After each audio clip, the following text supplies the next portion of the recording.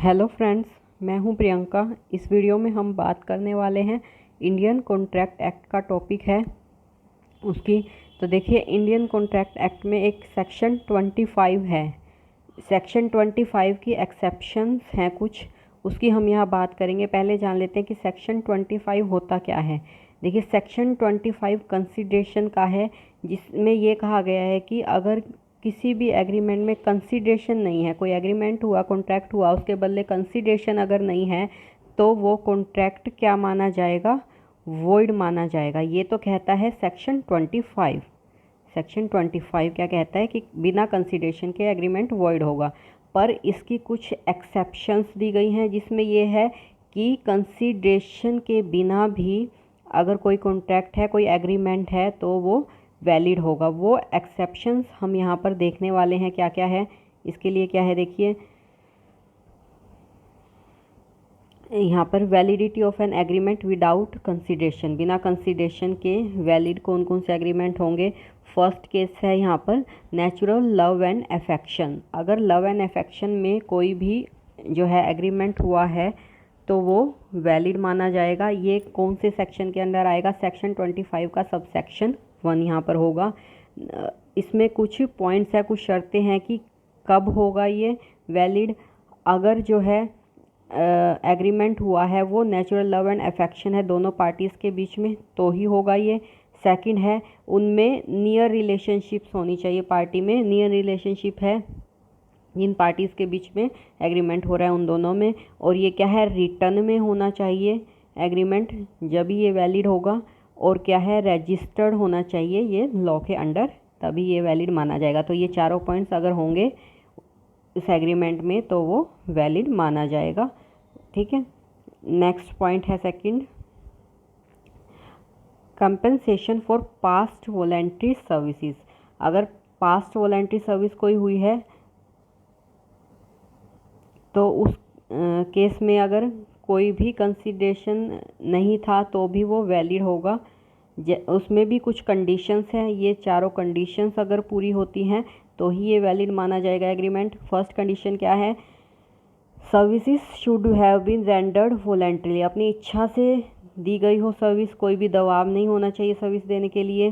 Second है, services must have been rendered for the promisor. Promisor के लिए service दी गई होनी चाहिए।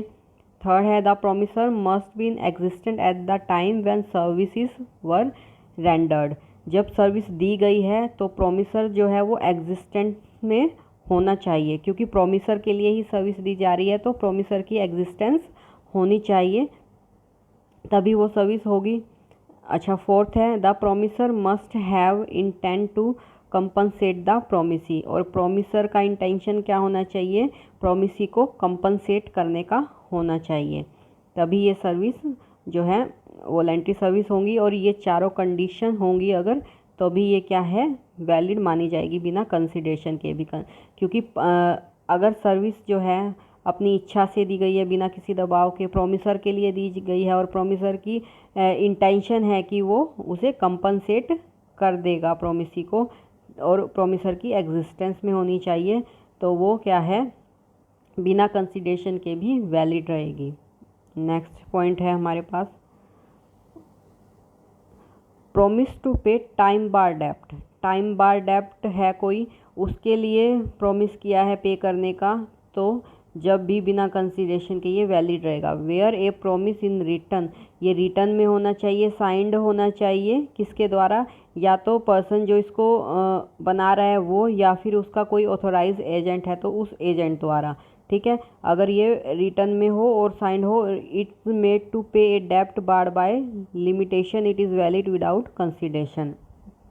पे करने के लिए टाइम बार डेप्ट की लिमिटेशन है, और जब ये उस लिमिट में ही वैलिड माना जाएगा बिना कंसीडरेशन के भी। ये क्या है, सेक्शन 25 सब सेक्शन 3 के अंदर आ जाता है। ये वाला सेक्शन 25 सब सेक्शन 2 के अंडर आता है।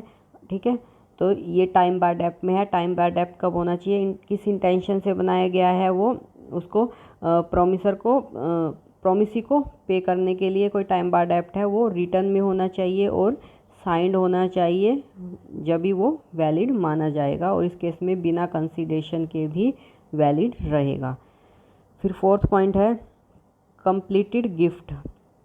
गिफ्ट अगर कोई किसी को दे रहा है तो उस केस में भी कोई कंसीडरेशन नहीं होगा। अब गिफ्ट देने वाले से ये थोड़ी ना बदले में कुछ लिया जाएगा, नहीं, तो गिफ्ट के केस में भी बिना कंसीडरेशन के वो वैलिड रहेगा। एजेंसी, अगर कोई एजेंसी बनाई जा रही है, उसके लिए कुछ किसी ने पे किया है उस, तो वो भी बिना कंसीडरेशन के वैलिड रहेगा। फिर है बेलमेंट। बेलमेंट क्या होता है?